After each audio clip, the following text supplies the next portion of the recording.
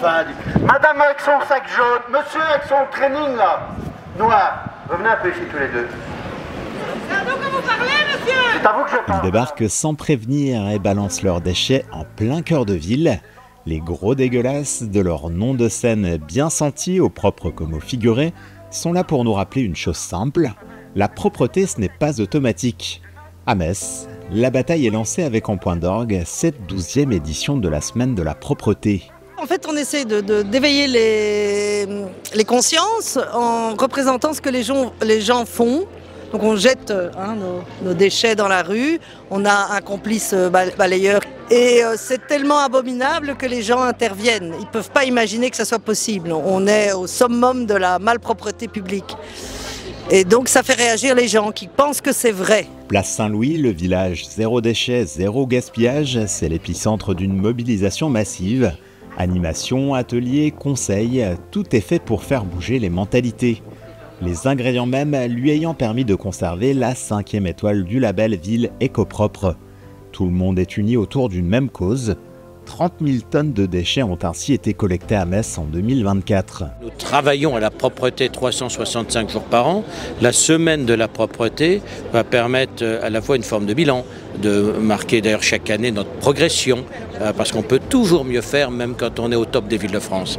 Et puis c'est l'occasion de sensibiliser nos concitoyens sur les bonnes pratiques et également de valoriser nos formidables agents qui font que cette ville est propre par un travail plutôt ingrat, mais qui font de façon très consciencieuse tous les jours. Même les plus jeunes s'engagent.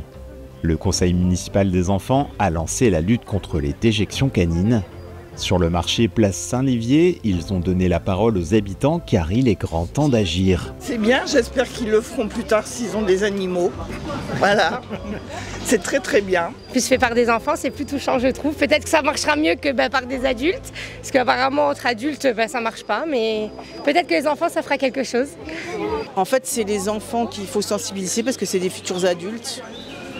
Et je trouve que c'est pas mal. Ramasser les déjections canines ou encore trier ses déchets. Des gestes simples qui facilitent la vie de tous. Chaque déchet abandonné dans la rue complique le travail des agents et nuit à l'environnement. Car la collecte est assurée par des équipes spécialisées qui veillent à ce que la ville reste propre. Mais ce n'est que la première étape du processus. Une fois collectés, les déchets recyclables sont envoyés au centre de tri à Nice. Un site moderne et automatisé, véritable centre névralgique du recyclage à Metz. Ici, les déchets passent plusieurs étapes. D'abord triés mécaniquement grâce à des machines dernier cri qui séparent le papier et les emballages plastiques, aluminium, acier et carton.